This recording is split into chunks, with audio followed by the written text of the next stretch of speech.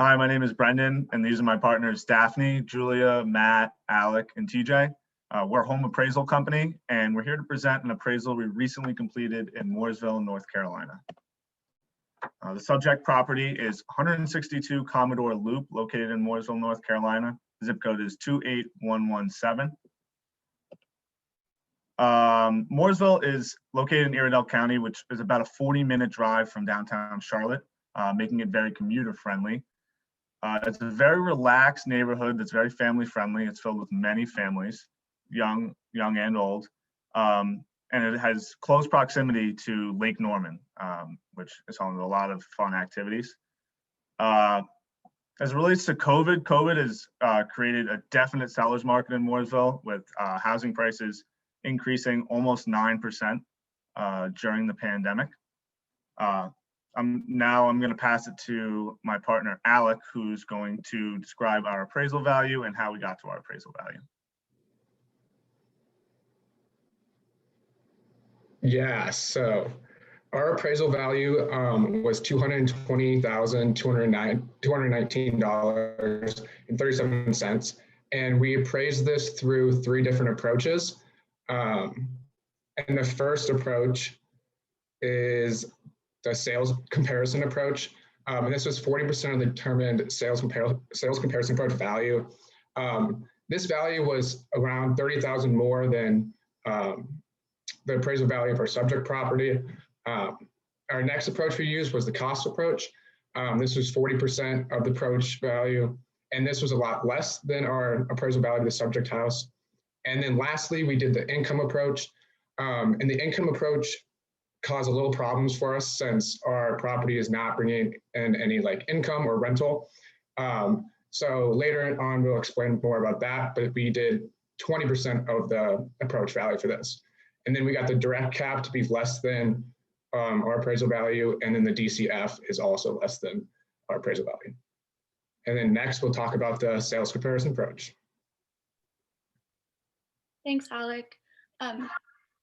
For the sales comparison approach, we identified 6 properties that we can use to identify what the proper appraised value is. Using this approach, the 6 criteria that we chose to determine what property would be correct to use in this valuation. They must have it must be a single family home located in Mooresville, North Carolina. It must be a 3-bedroom with at least 2 baths, around the 1,250 to 2,500 square foot size. And it should be a property that's not lakefront, since our subject property isn't lakefront. On the next slide is just an overview of all 6 of our comparable properties. We found these that meet the criteria, but they are still unique in each of their own ways, which is perfect because there's no perfect match for a single family home, to be specific. On the next slide, we have the statistics for each comparable. We use comparables 1 and 3 for most all of the adjustments. This is just because they're the closest in similarity between each other.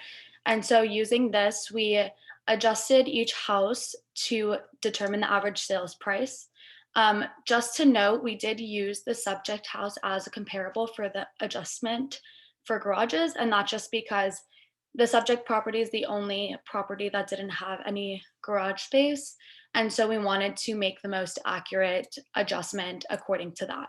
So from this sales comparison approach, we valued the house at $250,541. Like Alec mentioned, we're using this approach and the value of this, or 40% of the value of this approach, into our total appraised value. So next, Matthew is going to talk about the cost approach and how we went about achieving that value as well. So to find the cost approach, we used a replication site called costtobuild.net.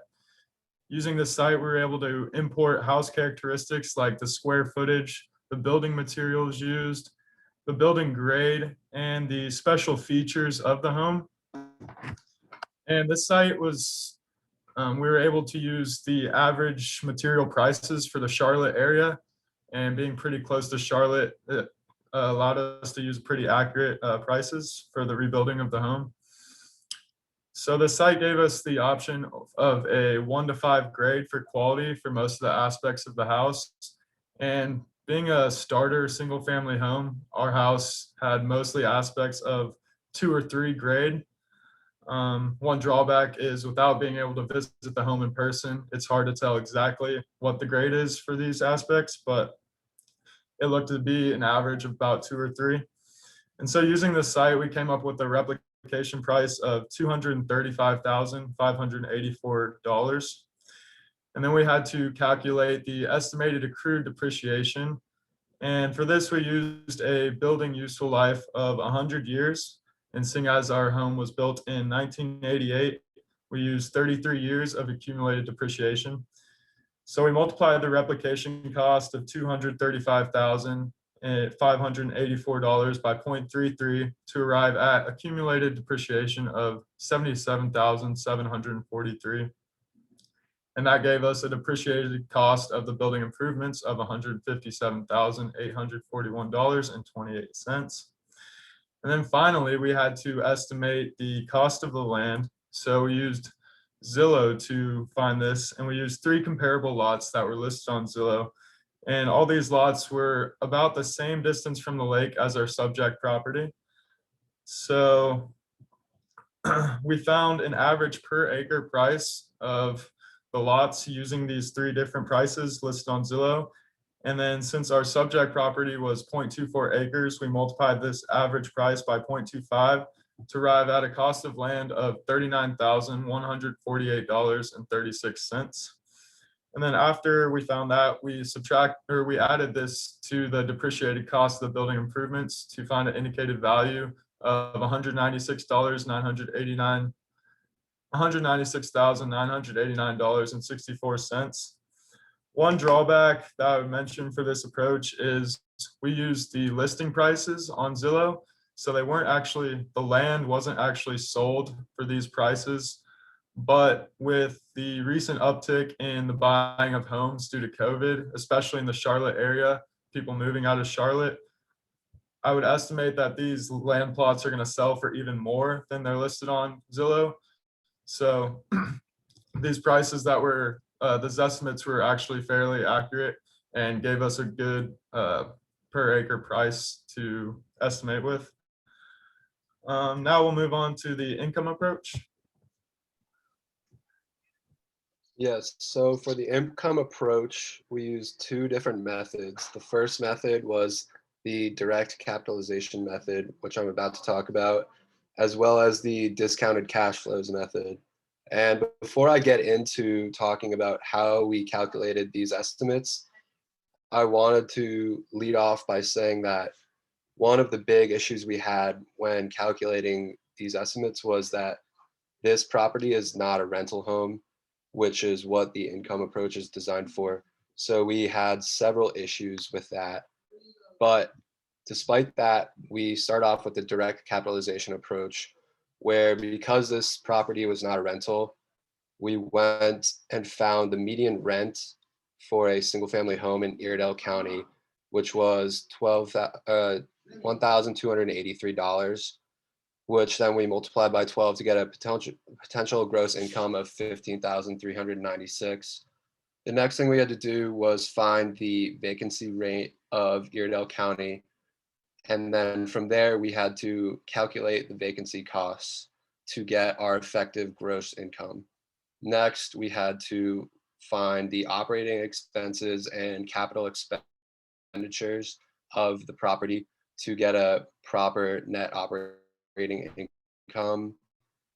And this was another instance where this property, being a rental, did not give us the best estimate that we could, because we had to go on sites like Zillow to find similar properties and estimate a property tax and a home insurance through those properties that we could apply to this. So once we got the net operating income, we found the cap rate and divided the net operating income by the cap rate, to find the direct capitalization approach price estimate of 208,234 and 14 cents. Now, next we did the discounted cash flows method. And for this method, we had to make a couple assumptions. So the first assumption we made is that the holding period of this house was 10 years. The next was that the net operating income would stay the same each of these years. And finally, that the discount rate would be 3.25%. So based off of the net operating income we got from the last method, we put that into the cash flows for each year and took the present value of this cash flow to get an accurate price for each year. And then in the final year, we did the net operating income in addition to the estimate we found in the direct capitalization method, and took the present value of that number as well to get a total estimate of 204,456 and 96 cents. Now I'm gonna pass off to Julia, where she's gonna kind of do some overview of the entire estimate and some analysis as well.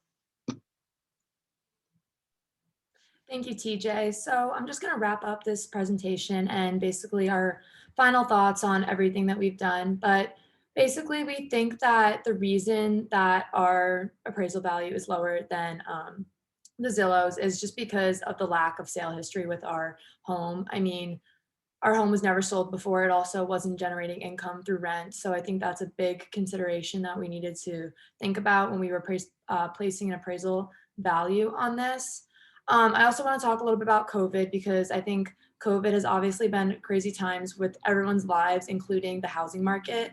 And I know I've seen firsthand in Mooresville. I am from Mooresville, so I think it's really interesting to see basically what went on in Iredell County as COVID began and as it progressed. And basically the entire housing market came to a stop. People weren't seeing homes, houses weren't really being bought. And a lot of people that were looking for houses were just trying to take advantage of people that were looking for a good deal while people were in struggling times.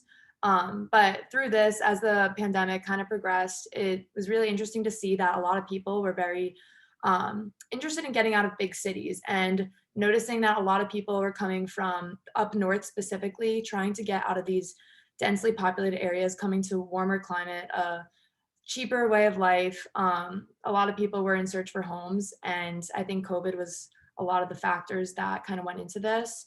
So the housing market actually in Mooresville is crazy right now. There's so much demand in the area and not enough homes for sale.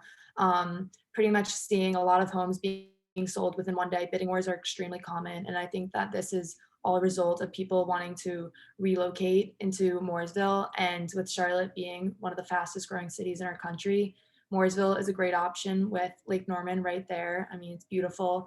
People are always out on the boat, always doing fun, great things, and they want to be a part of that. So I think that this going on in general has placed a huge impact on our appraisal alone. And we also wanted to make sure that when we were doing this project, when we were placing an appraisal on this house, we wanted to take into consideration all of these factors, including COVID and what the housing market is looking like. And so I just wanted to thank everybody for watching this presentation, and we hope that you enjoyed it.